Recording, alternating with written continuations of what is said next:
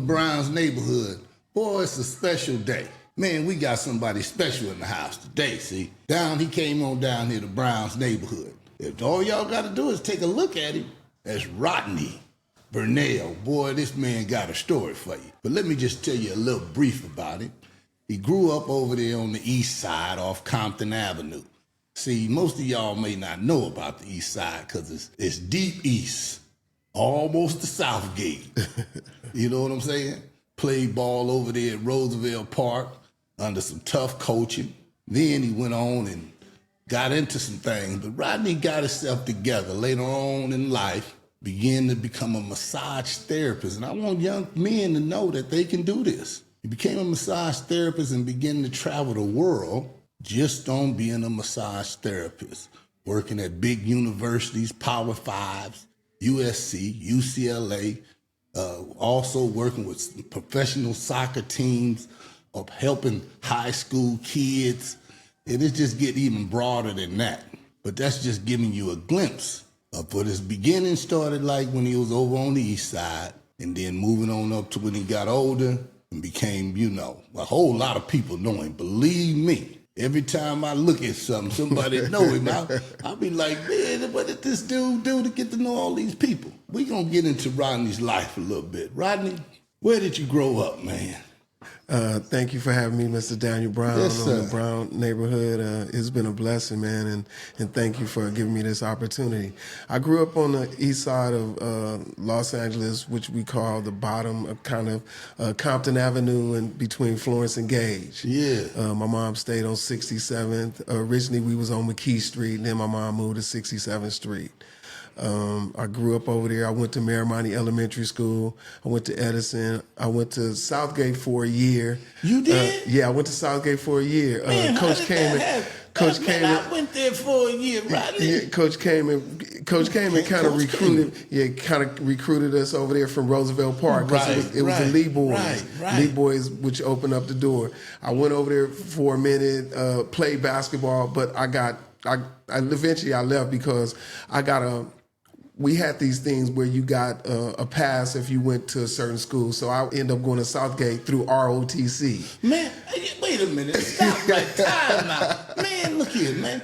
That's the same thing I did. Yeah. Got a pass through ROTC. Right. Man, look here. Because they wouldn't allow so many people to come from other schools. Like now, You can go to different schools. You can go to Sarah one year, then you go to Bosco one year. We couldn't. We had to stay in that neighborhood. So I played basketball for that semester or whatever, but I got in trouble because I would have to wear the ROTC uniform on Friday, and then I played, but what I would do, I would take the uniform off, and they wanted you to keep the uniform on the whole day. And they was like, no, since you can't do that. So I ended up having to go back to Fremont. Man, look here. Man, I went to Southgate too. Lord have mercy. I was with them for football, recruited by the same man, Coach Kamen. And it was something because those coaches was, recruiting kids from Roosevelt, like he said. The way he said that, man, it's just like almost like me. And this dude must have been reading my resume. I think we kind of had the same journey. We grew up in the same neighborhood. We experienced the same things because we met at Roosevelt Park. Yeah, you went to Miramani from the kindergarten on up? Yeah, I went from first grade. My mom came. I was born in Muskegon, Michigan. My mom came to California. Michigan. My mom came to California when I was 6 years old. When my mom moved to California, my first living quarters was I stayed in the Pueblo Projects on 54th and Morgan. See, I'm glad you said it because, they wouldn't have knew you was in the Pueblo. Yeah, that was my first experience of growing up. And so coming from the suburbs of Michigan and then moving to the projects, I had to learn real quick. So the first 2 or 3 weeks I went to school, I got my money took. It was just that type of life. You know what I'm saying? So cold, man. They was taking kids' money. Yeah, so I guess times is hard, huh? No, so me and my cousin, we had to learn to put our money in not in your shoe, but you had to put it in your sock. Right. Because they got so smart, they would make you take your shoe off. It was like a shakedown. And then eventually, I just had to start fighting. That was survival. I don't look back at it as bad because it taught me how to survive. My mom got on her feet. got her first apartment. So it was just me and her. It was me and my mom. I don't have no sisters or brothers. I think what made it different, well, for me, was because I didn't have no sisters and brothers, so I attracted everybody. You became my brother because I didn't have a brother or sister. So when I was playing at Roosevelt, How old were you when you started going up to Roosevelt? I was 13. Is that right? Because that's when they had the share programs. But the share programs was a solid program where it took us camping. That was the first time I ever went camping. So what were you doing at like 10, 11? Because I was already hanging out at Roosevelt. I was just kind of like with my mom. You know what I'm saying? I was with my mom, and then I met the Lees. I stayed on McKee. They stayed on the corner. So when they started playing football at Roosevelt, well, Durrell was too big. He had to play for Salt Lake, which was in the park. Victor James and all those older guys. Yeah. But the younger kids, they played at Roosevelt Park. So Durrell's father, which was a minister in the neighborhood, if you played with his kids, you had to go to church. So in order for you to be around his kids, you had to play sports. So we ran track at Roosevelt. Ron was the track coach. And then we played football, Roger Mosley, Mr. Rosum, Deputy Fernandez. So that's what kept us solid further-wise is in sports. We didn't have no... So tell me this, your first year coming on up to the park, you tried out for the football team. Had never played football. Played my first year. I had Lloyd Hawthorne. Yeah, I made it. Lloyd Hawthorne. That was my partner. That was Lloyd Hawthorne when we was 11 and 12. One of the baddest running backs, Lonnie Eason, Drunk. We called him Drunk. Kevin Wright. Kevin Wright. Yeah, Kevin Wright was my best friend.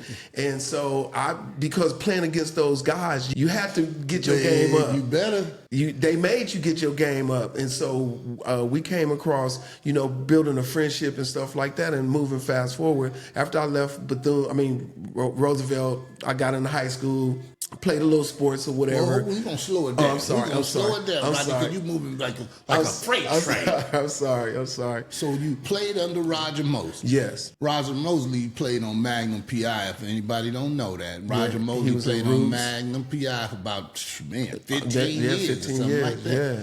But Roger Mosley was a cold coach. Yes. He didn't take no prisoners, man. And was a great swimmer. Yeah. Did you remember Elliot Cook? Yeah. Come on. Yeah, I just want to make sure I always... Elliot was our equipment manager that never could play because he was always, of course, overweight, whatever. Right. So I remember Roger, he wanted to play so bad. So one day they let him practice and they gave him a uniform and, oh man, that made his day, man. Made his day, because he wanted to be a part. He couldn't be a part, but... He wanted to be a part. He wanted to be a part. And I'm glad you mentioned Elliot's name because a lot of times brothers move on, pass away. Sometimes we forget about him, but we just want to let you know, El, we still rocking El. Hey. El was the first person that went to a graduation in a pink suit. Right. Well, man, I'm telling you. So you went to Southgate. Yeah. I just want to put it on the record. Okay. I went to Southgate too. Correct. That first year, 10th grade. But that second semester of the 10th grade, I was back over at the mine. I don't know, Rodney was back over at Fremont too. Yeah. Man, so when you got to the mine, what did you get into? That's where life went to the left. So I was good enough to play sports, but I just didn't play sports. Right. I couldn't, it was just something about that wasn't me. So I went to school and this is where my life took a journey to the left. I actually started selling joints. Man, look here, man. Now, you in competition with the baddest dude on the east side. Now, he's selling joints. Yeah. Well, Lord, we don't want to go into just joint selling, but I'm just saying. Yeah, I mean, but I'm selling joints. Right, but you know what? But I don't want the people to, see, that seemed like it tarnished your reputation. But when we was in high school, that was what was going on. Well, the reason why, because I was like this. My mom, it was just me and my mom. My mom was on welfare. At the time, we was going to Fremont. You had tailor-made pants. You had the silk shirts. You know, you had all these things. So I wasn't going to come to school with just these jeans on and stuff like this. I wanted to go downtown to the tailor and get my tees and, you know, have my jackets on and stuff like that. So my mom couldn't afford it. So that's the only way that I could afford it. So I started selling joints. I met this guy that went to Jordan. He was older than me, went to Jordan, and he connected me with me, and then that's how I would get my joints and stuff like that. And I'd have my little suitcase, and everybody knew to meet me at the it was in the back of Fremont where we had the gardening and stuff. With a band where you come around that corner. Yeah, it was this garden. We had gardening, and everybody knew meet Rodney at lunch and nutrition at there. And I would sell out every day. Look at well, his story almost sound like mine. I mean, coming from Southgate, getting over to Fremont, this is his story. But man, it's like, man, you're doing the same thing I'm doing. Yeah, so man. Yeah, so by me staying on Compton Avenue, so I grew up kind of East Coast. You had to walk down Florence to Gage, and then by the time you got to Fremont, then you had the Bloods. So it was the 8-9s or whatever. So I knew a little bit of both. So I was kind of cool on both sides. But going to Fremont, I became an adult, which was too fast. That's what I learned, you know what I'm saying? Because I go back to, my dad was in Michigan and my mom raised me by myself. So I never had a real father figure until I went to Roosevelt Park, and I had Deputy Williams, and I had Roger. And so those guys developed me. When you play for the sheriff, people don't realize playing for the sheriffs was really like Scared Straight, because every now and then, if you cut up, they would take you to Firestone and put you in one of those rooms. Which was about a quarter of a mile away. Right. But see, I want these people to know, when you played for the sheriffs, when they tried out for those teams, it might be 80 kids. It was so many kids. Correct. It was a predominantly black neighborhood. When people want to just think about it, at that time, Mexicans was somewhere around, but they was kind of on the backer side. Right. When you talk about Pueblos and 66 and on down, all around there, Fremont and all of that, everything was black. Right. You know what I'm saying? So people just, if we was talking about a black community, that was a black community. Yes, we had black record stores. We had, the markets was black. You know, the gas stations was black. Yeah, man. We were proud people. You know what I'm saying? Yes. And we grew. I think that's what connects me and you, Butchie, was because if I went to your home, your mother cooked, I ate. Yeah. You came to my house and you was hungry. Yeah. You ate. It wasn't nothing, you know, but then if you cut up, my mom would get you. Yeah. Or if I went to your house and your dad got on me, you know what I'm saying? We had respect for the elders back then. You know what I'm saying? Yes. Now these kids, man, they'll cuss an elder out, they'll cuss their own parent out now. Right. You know what I'm saying? So Rodney, you graduated. No. What the hell? No. Look at him. He looked like a good kid. And it goes back to this. I got kicked out of Los Angeles Unified School District for I got kicked out of LA Unified School District, and I'm not promoting this but it was just, that was my life. Walking back to, like we was walking Teddy Moore. I don't know if you remember Teddy Moore. You know I remember crazy ass Teddy Moore was walking. We had these member-only jackets. I sold Teddy some weed, and Teddy put it in his jacket but didn't push it all the way down. And they could see we were walking, and the security guards walked by and seen it.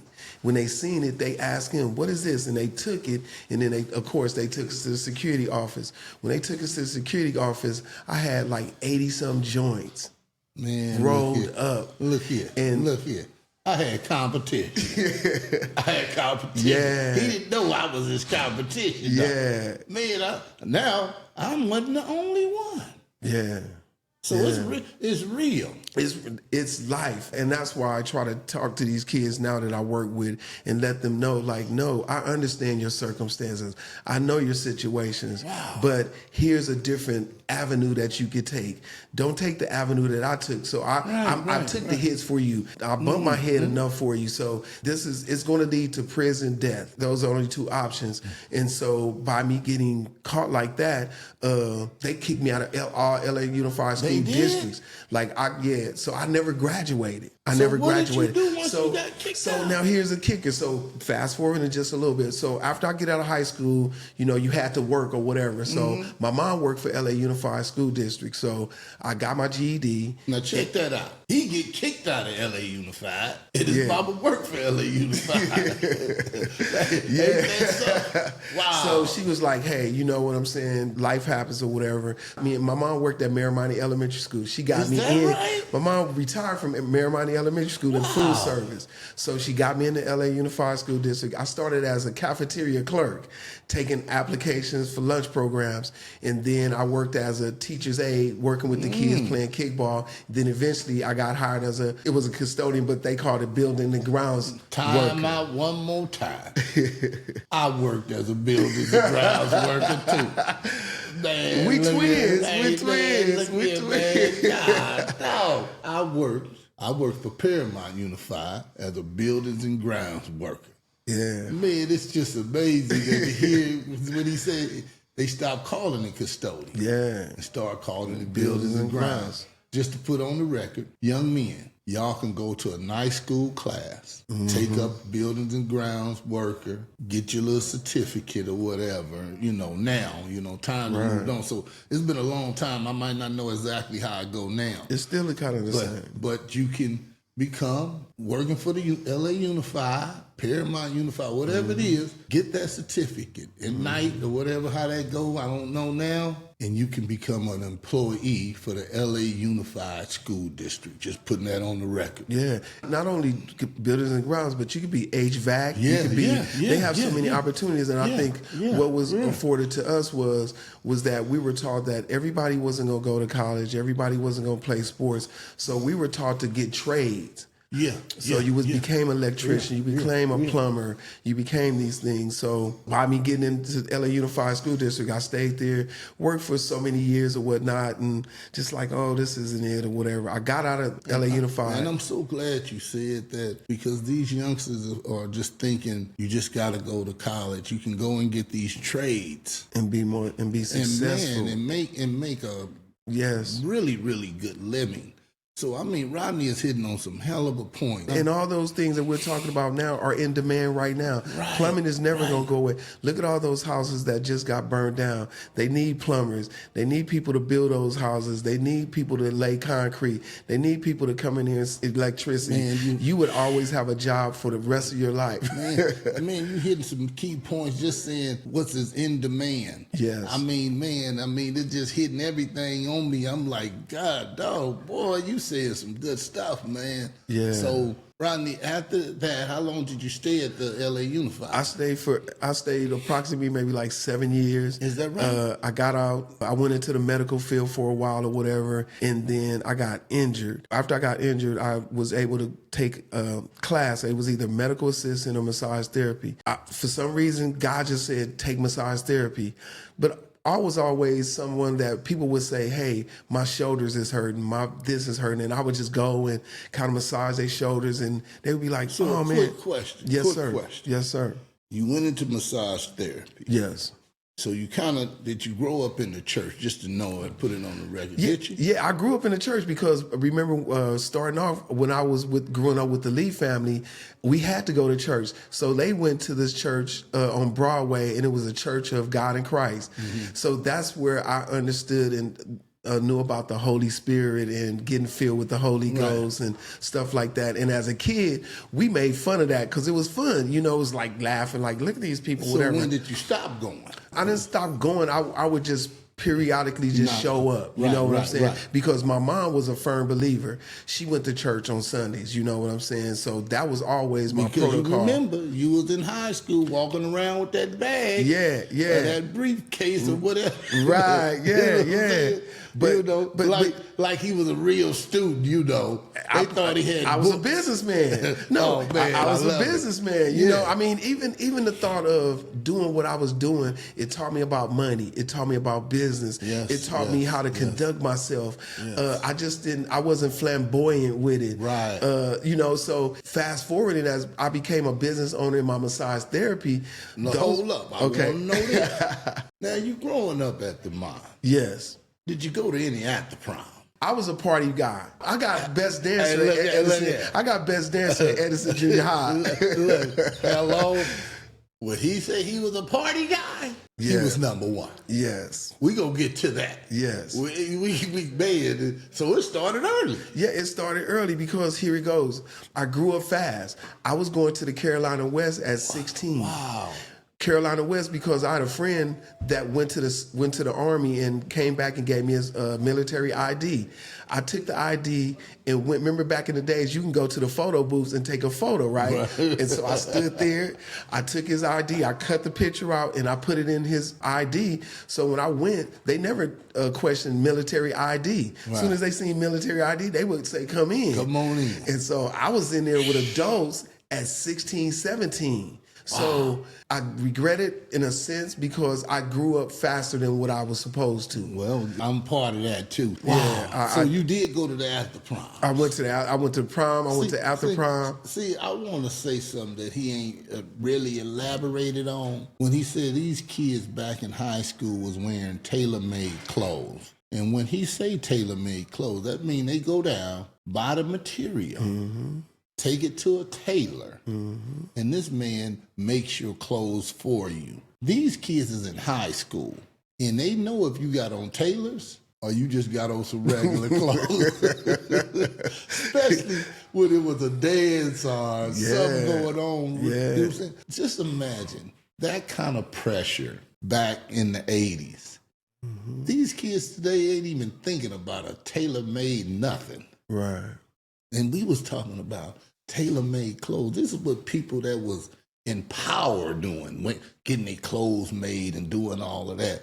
So just to think, this is a 16-year-old trying to keep up with that. Right. We were wearing ties and stuff to school. Yeah. You know, we just didn't come to school looking, it was considered bummy. Right. And so, like you said, it was that upkeep. You know, it was girls, they had their hair done, they came dressed, you know what I'm saying? And and you did what you did. So, no, it taught me a lot. And that people got to understand, that's pressure on a young man to keep up. Because that's just the way life was. You know what I'm saying? Right. And so I already know Rodney knew everybody, all the athletes, all the people in the band, and all that. man, y'all just, we gonna get it. We gonna get it. Just hold on. So Rodney, now you got married. I know that, but did you become a massage therapist before you got married or after? Okay, so I've been married 3 times. God dog, I only know 2. Yeah. So Well, ain't nothing wrong with trying. Right. No. So here it goes. The first time I got married, I How was old were you? 21. Oh yeah, you was a young. So man, I had man. no clue. you was very young. You got to understand the experience that I was bringing into a marriage at 21 had nothing to do with marriage because I was never taught. And I never had the father figures or I never had somebody to tell me what marriage was. I just seen it from a distance. I seen my uncles would come to Christmas dinners and they would have this lady. And then the next Christmas, they would have another lady.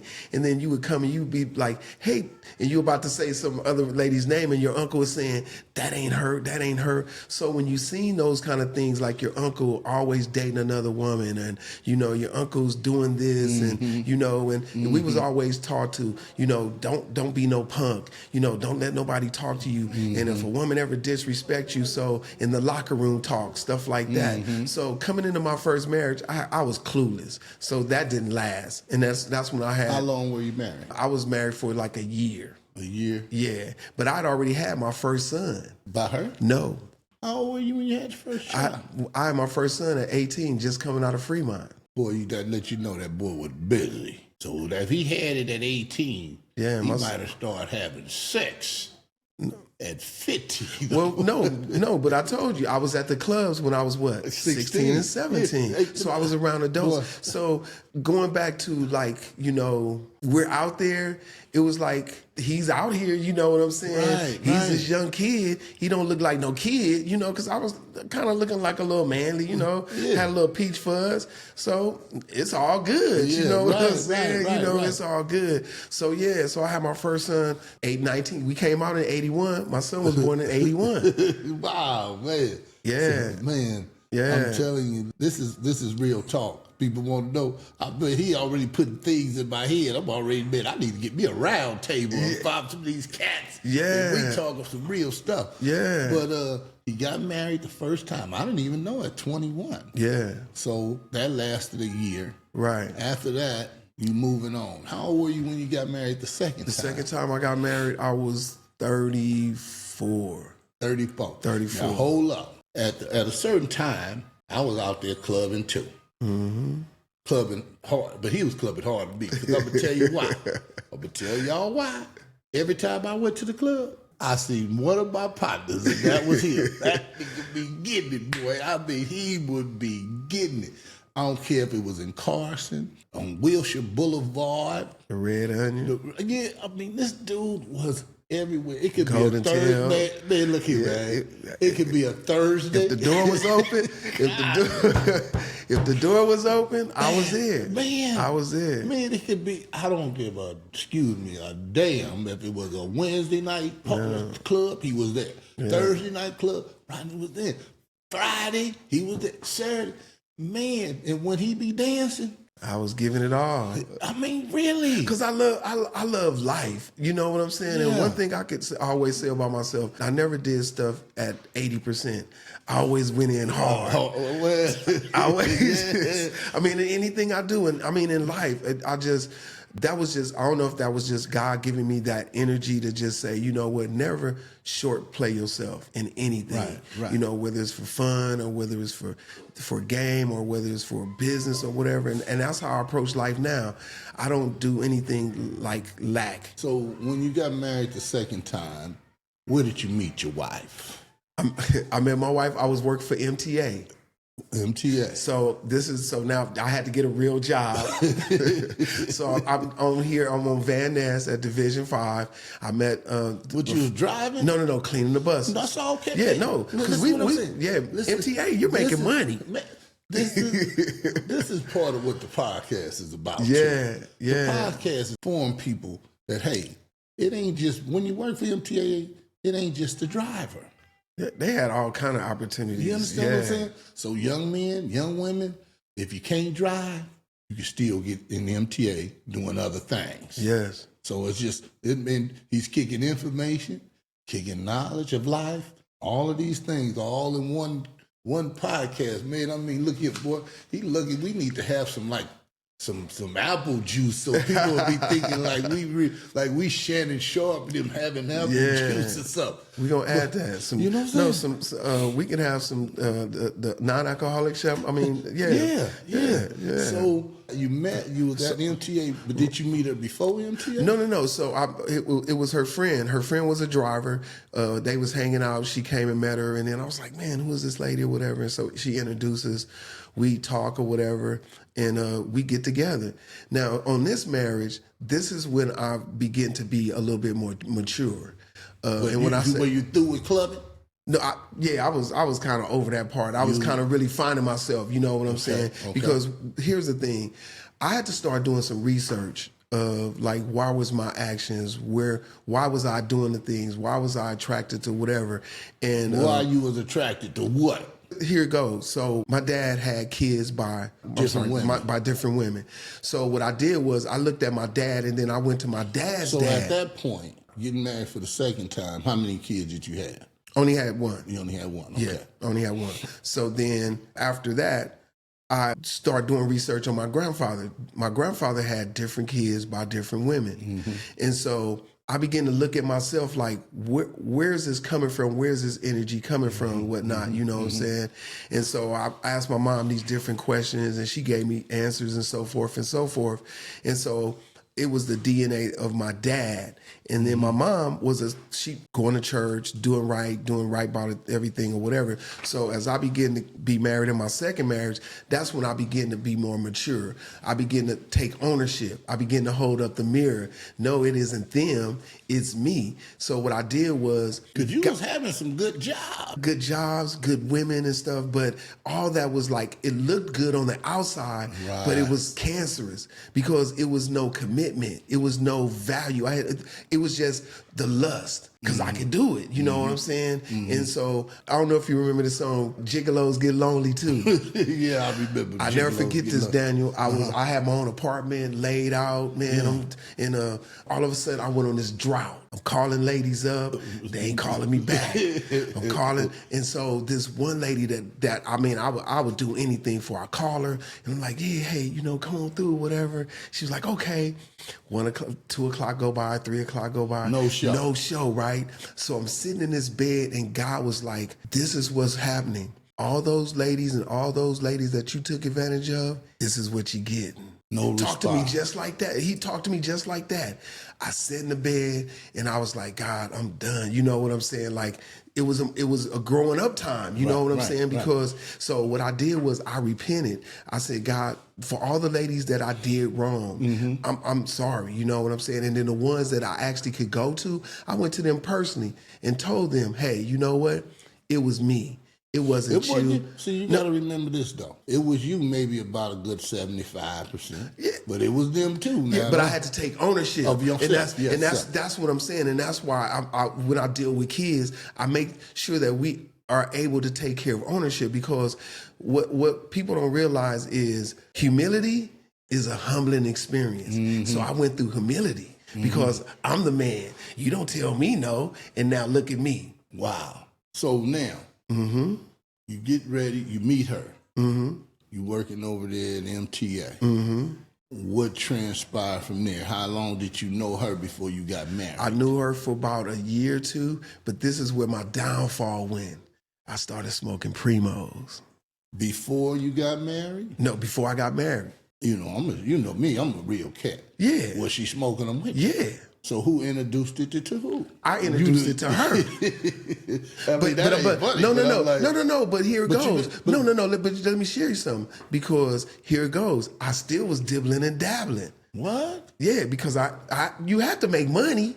Right. You never lose that hustler. Right. Well, let me just go ahead. Interruption. Black men never stop hustling. It may be a job. We still gonna call it hustling. Correct. It's just part of the black culture. Correct. It's just like I'm running a business. Whenever I go out and I can get another client, I'm just gonna say, man, I'm out here hustling. I'm trying to get me some people, and whatever it is, we just call it hustling. Right. You know what I'm saying? So I want people to understand every time we say hustling, it ain't always drugs. You know what I'm saying? Right. People think, the black person say, oh, I'm out here hustling, man, I'm out here grinding. That's the lingo of our culture, too. Right. You know what I'm saying? Right. So you was out there dibbling and dabbling. Right. You know what I'm saying? And like I say, so that became, the downfall, because Who introduced you to Primo? Friends, the guys that I grew up with. Name one of them bad suckers. No, I can't. Yeah. I got a partner. I never got on it, but he sure introduced it to me because it was so new. And then that was the glorified, because you had the ballers, you had the dope dealers, and so when you went to parties, it was plentiful. Right, you know what I'm saying? Like, hey, this is you want this, you got this. You know what I'm saying? So who's gonna turn that down? Because it's a part of your lifestyle. You know what I'm saying? And so, like I said, it was that was the dark part of my life, and went through that part or whatever. And so after you introduced that to her, y'all end up still getting married. Got to married. Everything was good. You know what I'm saying? And then, but nobody wouldn't have knew y'all was on. No, because we knew how to function. See, you have function. See, I knew that I like to get high, right? So I know I'm going to work every day. Right. I wasn't that type of person that was like, I think you ain't going to work. No. I know that on Friday, I'm going to get my 8th. I'm going to have my half ounce of weed, and I'm good for Friday, Saturday, and Sunday. Wow. Then Monday, I'm going to clean it up, I'm go to work. But at the end of the day, here it goes, Butch. Yeah. You could do that for so long, but at the end of the day, you looking at me like, oh, homie, you know what I'm saying? Right. Yeah, I'm wearing a couple of pair of pants under my pants because I'm little, you know what I'm saying? So, because first thing we start getting little, man, that dude, he's smoking. No, come on, Butch, come on. We would never say you was sick. Homie, smoking. So when this is happening, things have to be, now it get rocky because one person can start wanting to stop. And it did. No, and it did. She was like, I'm done. I was like, nah. So one day I'm like, okay, I'm gonna try it. So I roll it up. It's like, get that out of, you know what I'm saying? And then that right there was my aha moment because it was like, okay, here's somebody that I'm like, this is my get down partner. But then she was like, here's a line. I'm done. You could do whatever, but I'm done. And then that was the last time I looked in the mirror and I was like, I'm done. Right. I'm done. So you didn't have to go to no... I never went to no rehab. I never went to no AA meetings. What I did was I was at my mom's house and I was laying in the bed, I'd just been blowing or whatever. And God was like, bro, go to church. Wow. I've been out all night. And he's like, no. And I'm like, no, he's like, go to church. So my mom was on Compton Avenue. Now me and my girl, we done now. It's over. Yeah, it's over. We divorced and whatever. But so now at that time, was you a massage therapist at No, that time? we still on the dark side. We still on the dark side. I just so I'm at my mom's house, you know what I'm saying? And then he's like, no, go to church. So I go to church, Living Gospel, right across the street. Right. I sit in the back. When you go to church, I sit in the back of the church. Right. Ain't nobody gonna bother me. I'm gonna sit here, whatever. So I'm sitting in the back of the church. And that was the first step, though. Jerome's Storm's mom's sister. Gwen came to the back of the church and sat next to me. She was like, hey, baby, how you doing? I ain't, we ain't seen you in a while or whatever. Right. And I'm sitting there, and then she was like, she grabbed my hand, and she took me up to the front of the church. To sit in the front? No, took me up to the altar. Whoa, okay. Well, God was working. Took me up to the altar, bro. What it was all about, I already knew. I was tired. Either I was going to keep smoking, and I was going to be dead, or I was going to keep smoking, and I was going to go to jail. Which I didn't want. Neither one. So I got to that altar, man. I just broke down. Didn't nobody even say nothing because God knew I was tired. Right, you know what I'm saying? He was like, son, but here it goes, though. This is what people have to understand. God cannot touch you long as you have a stony heart. My heart began to break up because I was broken. Right. So when I went to that altar, now God can deal with me because I'm at my lowest of lowest. Man, yeah, tough. Hear me out now. Yeah. I'm at my lowest of lowest. So I can't get no lower. So she brought me up there, and then Elder Mallory, never forget it, always went to his house, always was with his grandson because his son was at Dorsey. He took me, he said, son, welcome home. Wow. Dude, all I can do is just start boo-hooing. When I say boo-hooing, bro, I was just, I couldn't even stop crying. And that was the day I got filled with the Holy Ghost. Wow. I cried, I snotted or whatever. Here's the funny part. I went to the back. They took me in the bathroom, got myself cleaned up, washed my face, whatever. I looked in the mirror and I didn't look the same. It was a change. It was like I was a different color. Wow. When I came back out there, they were clapping or whatever. Is that right? Yeah. And I just told them, I just said, you know what? I was tired. Right. You know what I'm saying? And thank you guys or whatever. And from that day on, I went to that church.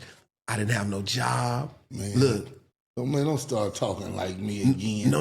I didn't have no job. No, but I'm gonna just show you men in the church. These were real men in the church. I didn't have a job. So Brandon Moore would take me on job interviews. Is that right? Look, Elder Riggins, they would have me to come, Elder Mix, they would have me come and paint the chairs. This is when we had the old white chairs. And then when we'd have meetings, I had to paint the chairs because they was like, dude, we got to keep you active. We can't. So I end up getting a job or whatever, a little job or whatever. And then that's when I got into massage therapy.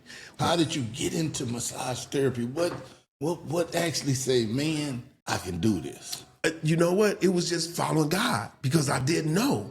You know what I'm saying? I go to this. I go to this place where they get you restarted or whatever. So I go to massage school. I meet this teacher from France. Teacher from France makes me study Eastern medicine. She was like, "It's something about you." We would have interaction in class. She wouldn't let nobody massage her except me. So she said, no, I need you to study Eastern medicine because Eastern medicine is what you need to know.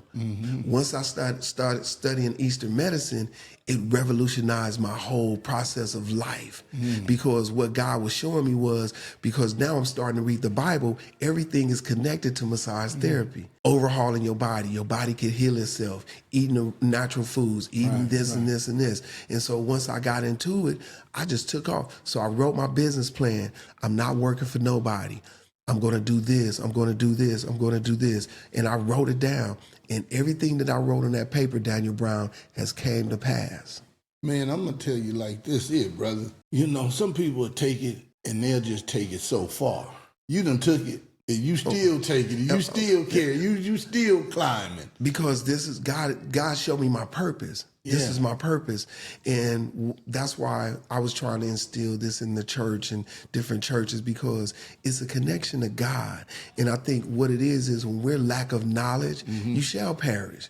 And sometimes even in church, you're going to perish because when God puts people in, like you a brother, I know your whole track record, I know, but for you to build this building right here, we needed this institution.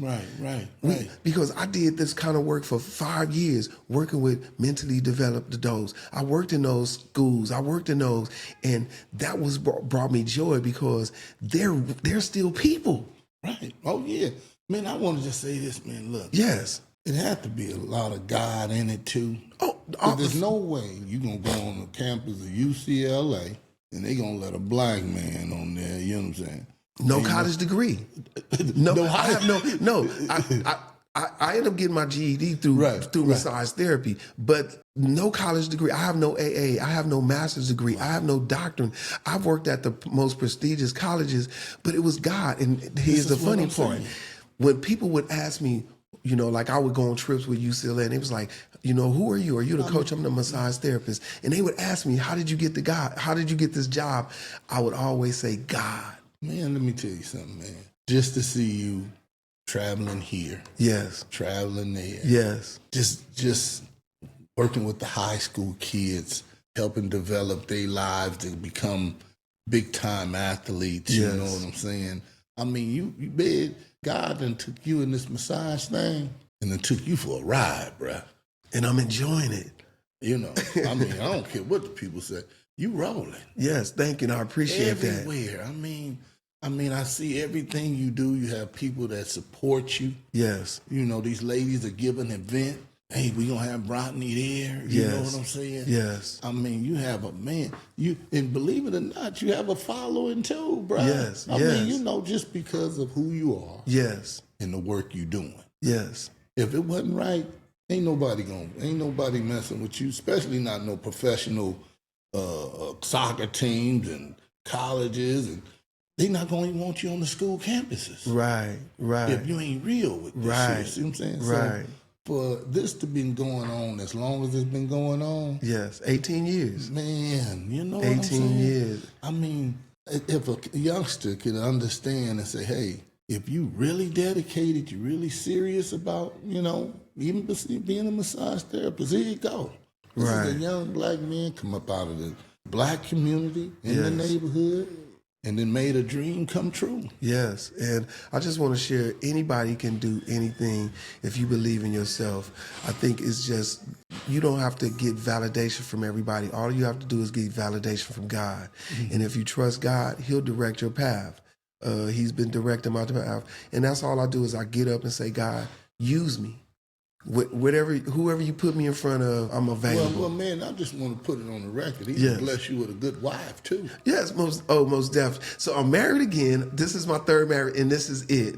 This marriage is what God really set up. I met her, knowing her family, knowing her friends, and never knew her. My wife didn't party. She didn't club. She just about education. She's a teacher, been teaching going on 28 years now.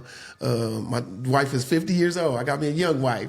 Right. But no, so this is the good part about my wife. When I met my wife, she was so straight. She told me when I first started dating her, you're not finna come in late at night talking about you was drunk with your friends. You're not finna be promiscuous and if you want to be with other women, then be with other women, but you're not gonna be with me. Because my wife already had 2 kids. She had a son and a daughter. So this was the first lady that held me accountable. Right. When I say really held me accountable, and I knew this is what I needed. I needed balance because I'm from the street. She was very educational. She helped me with my business. I remember one day I sent an invoice to this well-known company, and she looked at this email and she was like, before you send out another email, you send everything by me and she broke it down. Look at your spelling. Look at where you put this. Look at where you put this. Look at where you, and no, what do we do as men? Our pride, right? Right. You know, like I got kind of huffed up, but then God was like, she's telling the truth. Yeah. Like, you need that like support. you need, like she's telling you the truth. And so, no, I had to humble myself. Hey, you're right. You know what I'm saying? And she has taught me so much, how to talk, how to be presentable, how to represent myself. Give it up. So no, they talk about Deborah in the Bible of Judges. My wife is Deborah. Yeah. She's everything and more. And it's good that you say that. Taught you how to talk. Because a lot of times we going out here presenting ourselves to these schools and all these other places. You got to present yourself. Yes. You and you have to know what you're talking about. And you have to be, you have to have all your I's dotted and your T's crossed. So, my wife is a blessing and I love her to death. Yes. Man, hey, just saying that. Well, he was always sending you them blessings because you was having jobs and everything else. Yeah. But then, I guess he said, this is what I really got for you. Right. And I think the biggest part, Daniel, was, and I try to share this with men, we actually need to grow up, and it's all right. It's all right to find your flaws and work on your flaws. It's fine to work on your weaknesses, because I think we always put our strengths up front because that's our badge of honor. I'm good in this, I'm good in this, I'm good in this. But we don't want nobody to know our weaknesses, which they're exposed anyway. So when you work on your weaknesses, now you're a complete person. And that's when I became complete. Michael Jackson has a song, and I tell people, and he says, the man in the mirror. Man in the mirror, yes, sir. I can't help Daniel if I'm not right. God ain't gonna allow that. Right. Yes. Man, I'm just so glad to see so much you done been doing and so much improvement in life. And then you look back at a young man. Sometimes what really make you see it is you see a picture of them when they was young. You be like, man, this cat done come a mighty long way. Yes. God still got you and you're still looking damn good. Thank you. Both of us. You know what I'm saying, brother, man? We knocking on 62. You feel what I'm saying? Yeah. Man, I'm proud of you, man. I mean, you found something. God gave you a gift. Yes. And that's it. We all have gifts. You know what we all have talents. It's that scripture that he says he gave 1, 2, and 3. We have it. You done took them, boy. You put the stakes everywhere. I'm just telling you. Because at the end, Daniel, I want my crown. Right. Job well done. Job well done. Job well done. And so it's not about the likes, or it's not about the status, or it's not about that. It's about doing what God would have us to do. But if you look back, you got to say, man, I done helped a lot of people. And I'm going to continue until my eyes close. I mean, even these young men, you know, that trying to live that dream to get to, because it ain't just about professional football. Some of them running track. Some of them doing all these things. Right. And that's big in their life, man. Right. High school, going up through high school, and that experience right there is getting you set for real life. You know what I'm saying? And that's my aspect of teaching them, because my thing is it has to be a trade-off. I don't want you to be running around this track or slamming this basketball or scoring these touchdowns, and then when it comes time for you to graduate, you don't have nothing else. So if I'm going to have you run around this track, the goal that for me to do is to have you get a scholarship. That way, because I already know your parents can't afford it, not monetarily. Not if USC is $100,000 a year. Man. That's every 12 months you have to come up with $100,000. So the kid that goes to Fremont or Sarah, or some of them have it, most of them don't. And so why not get this scholarship that's going to at least pay half of that or get a full ride? And then now you get the education. That scholarship can double up, triple up if you parlay it. Right. That's all I did. And I want these kids to know, don't get these scholarships and these grants and don't go get a career, in school, and then you graduate with that degree and then you don't even use it, and then you owe the system all this money. Correct. Make sure you whatever you go into, that you'll be able to use that when you get out of school. Right. And what I try to share with them too is look at where the world is. What is going on now? So healthcare is always going to be around. Right. Education is always going to be around. Right. Electronics, doing all these gadgets and stuff is going to be around. Yes. So don't always just figure that it's like this. Find out, but at the end of the day, I think you need to find out what's inside of you. Without your mom, without your dad saying, I want you to do this, I think it's even for the athletes, they just be like, well, I'm going to get a degree in sociology, but they not really. And don't have a clue what sociology is. You understand what I'm saying? Yeah. They just pick it. No, this is the biggest turnoff. Everybody wants to go to school to go for sports. Right. Okay, that's fine. You know what I'm saying? But the average person, to be successful as a trainer, trainers are not really making a lot of money. Now, if you want to go into physical therapy, or you want to go into some kind of doctor program, or you want to go into some rehab in sports, because people are always going to get injured. Yes. So now you can not only go and do internship in these different settings, but then now you have the opportunity to open up your own clinic. Man, you said, woo-wee. That's always my goal, is to look at the bigger picture. Man, that's what a lot of times people, working for somebody is fine and that's good. Yeah. But if you get enough knowledge, Which you already have. yeah, and you can open up your own, then you got to do it. You know what I'm saying? I look at you, look at our surroundings, look at what we did. And for you to open up an establishment like this, for you to open up a child care like this, no, you went back and you did some reading. Yeah. You did some research. Yeah. And you was like, hey, this ain't too hard. Man, you know what I'm saying? I Because go ahead. tell a young woman out there, even if you want to open up a child care home or preschool, you can do that and be dedicated to it. Yes. And it can sustain you really, really well. You know what I'm saying? Because one thing they ain't finna stop having is kids. You think you get rid of a group of kids, there's another group covered. All the time. You know what I'm saying? So if you got the right personality, the right reputation, people will trust you with those kids. You know what I'm saying? So there are things out there. Don't just go and take up child development just to work for somebody. Yeah, work for somebody. Get the experience. And then just, if it ain't in you to do it, it ain't in it for everybody. Right, But right. the ones that it is, man, step on out there, and the sky's the limit if they can just believe in themselves. You know what I'm saying? It's there, man. Yes. Man, Rodney, I'm so glad, man, that you came on this podcast, man. That's Brown's neighborhood. Boy, like I tell them, it's going down up here in the neighborhood. You know what I'm saying? I mean, it's just good things, good people, sharing good information. And then they letting you know if you fall down, you can get back up. Yeah.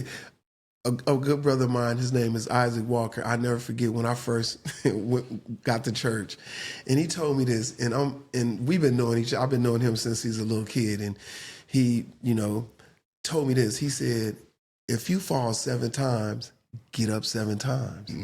If you fall 8 times, get up 7 times. Long as you get up is when you lay there and don't brush your pants off or that's when the problem starts. But if you got up, God can work with you. Man, I'm telling you. And a lot of that stuff starts even back at the park. You getting defeated, knocked down. You against guys going against young men that's better than you, but you're figuring it out. Yes. And we made each other better. Yeah, we did. We made each other better. Man, I'm like, man, I'm just, I'm every time I see you, I'm proud of you. If I see you online, I'm proud of you. Thank you for your support. It takes not only courage, it takes pride. You got to have enough go-get to go out there. And a lot of people don't succeed because they don't even go. Right. They scared to present what they have. Right. And fear. It's all fear. It's just fear. Fear. On the other side of fear is success. You know what I'm saying? So if these cats don't even ask, you know what I'm saying? Going on out there, and I'm nothing against the Spanish people. Boy, they'll go set up anywhere. And that's what taught me dedication, because if this person can stand on the corner and sell a bag of oranges a day, we don't look at the oranges. We looking at because they're out there, but that's dedication, because if they sell 25 bags, that's $25 that just went to their pocket. Yeah. Or and the person that's selling, or the person that's selling the dollar taco. And now you see one of those on every corner. And no, you think it is. If they're $1 and you selling 3 of them, and they sell it to about 80 people, you know what I'm saying? That's a good markup. You understand what I'm saying? So they'll make, and they selling it more than that. Yeah. Because they doing it all night. Some of them doing it day and night. Right. You know what I'm saying? And then they don't even have that overhead. Some of them, that's why they doing that, setting them tents and things like that, because they're cutting that overhead. And the thing too is they got their kids working, because they're teaching their kids. After I fall off, now you take over. And they making sure their kids get that education Most too. Definitely. So we ain't gonna knock education at all, because you got to know how to read, you got to know how to count. You know what I'm saying? And you got to know all those other basics. But once you learn all of that, you got to start doing some things for yourself. Yes. You know what I'm saying? So I'm glad you didn't just go and say, I'm going to work at a massage therapy place for somebody else. Yeah. I'm going to be my boss. In my business plan in massage school, I was like, I'm not working for nobody. Yeah. And I've never literally worked for nobody. I've did some work for people and I've consigned myself, but literally I've always worked for Relief and Belief Body Works. Yeah. And that was my goal. And you really push it, relief and belief too, man. I'm like, man, look here. We know some people trying to say I'm selling a brand. You done branded, bro. Yes. You know what I'm saying? I'm going to put it on everything. Much as what I'm doing, I'm trying to figure out how to brand me. You know what I'm saying? I'm watching what you're doing. I'm saying, man, boy, Brown, you got to put the brand out there, baby. I don't know what it is, how it's going to be. On all your clothes, on all your hats, because it's free advertisement. You know, when I go places and people see my character, and the first thing they was like, well, what do you do? And that strikes up a conversation. Yeah. And I'm like, hey, I'm a massage therapist. And the first thing they start doing is rattling off, I feel this, I'm hurting this. And you picked a hell of a logo, man. Yes. I'm saving the world. You know, hey, man. I'm saving the world, one person at a time. When they see that, they know that's you. Yeah, I'm the black superhero of massage therapy around the world. Yeah, man. So don't stop doing what you're doing, because you're blessing somebody. And I'm hoping that another young man or young lady can glean from you. Yes. And they say, I can do it too. Yes. And I want to let everybody know that even looking, if you want to go into the sports field, whether it's a trainer, massage therapist, or any kind of field, feel free to reach out to me. My name is Rodney Bernell. My number is 323-945-7452. My email is reliefandbelief@gmail.com. Wow. That's reliefandbelief @gmail.com. Reach out to me, email me. I'll walk you through it. I'll get you connections. I'm here because I want to see us succeed. Yeah. Not just black. I want anybody any human being. Please reach out to me. Yeah, man. See, and that's what I'm talking about. See what you just did, man. That comes from learning knowledge and you putting it out there. Because believe me, somebody needs some help. Yeah, we all do. You know what I'm saying? I'll be 62 and I'm still, especially when it comes to these electronic phones and, talking to these young kids and so forth. Yeah. Look, Rodney, hey, don't slow down. Let me just say this. Yes. Because as a black race, we sometimes will get where we done think we done enough. I don't want to do nothing else. But when you keep humping, yes, you making it okay for that person coming behind you and your family. Got you. Making sure that they okay and they get that opportunity to do better. Yes. You see some of them, and just say the Caucasian folks. Yes. You'll see, man, some of them still grinding. Yes. Still working, because they looking at that what's coming behind them generationally. Right. Not always, I'm just doing it for me. I don't care about. You can't think like that. Right. You know what I'm saying? Because one person got to be that trailblazer. He got to go out there and sometimes he got to do the one that mow it. Yeah. There's always going to be somebody that's being sacrificed. Yeah. For the cause. Hey, all the time. Yes. All the time. That's just like, say, if it's me.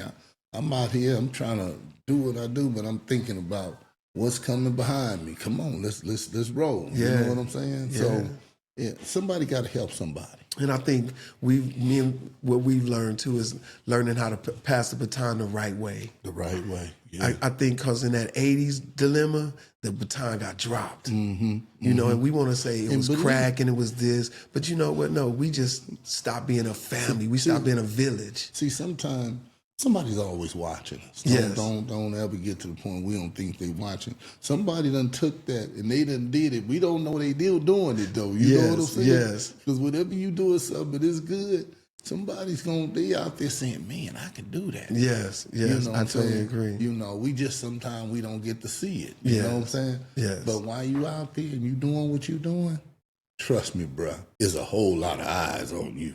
And that's why I mean, it's just what it is. Yeah. You know what I'm saying? Some ain't gonna say nothing. Some is gonna say something. Some gonna be hating. It's just that's just a part of the game. Man, the LBJ over there, I ain't done nothing to nobody. And boy, he got a whole lot of haters. Right. That's LeBron James. Yeah. He got a whole lot of haters. And what have he really did to nobody? He just did what all successful CEOs do for their family, is to bring them in and establish them. And they be attacking him at every chance they get. But that's part of it. And we got to keep on grinding. And we out here doing it, man. But I want to say, man, thank you for coming on. Thank you, man. Hey, anytime, man. Podcast, I definitely have been a blessing, man. And I actually do work for Mr. Brown, too. I provide massage therapy for his staff and for his clients as well. So, I mean, how God got us working. So one thing I admire about him, he know how to add it all up. He that boy play. He get the here, he get the there, he get the there, he get the there. Hey man, and that's the way you got to be. He a go getter. Yes, you know what I'm saying. Yes. He took it from back in the day. He was going to get it, but now he just doing it in a different way. Yeah, and God done blessed him tremendously. Went from negative to positive. Yeah, man. We're gonna have to take a picture too. Yes, you know what I'm saying. This mean a lot to me. Thank you, man. Knowing I've been knowing this cat, man, over 50 years. Yes. Like he said, he come here and moved into the Pueblos. Yeah. Pueblos is still there, man. I just drove by the Pueblos, man. Yeah. And it's still over there, man.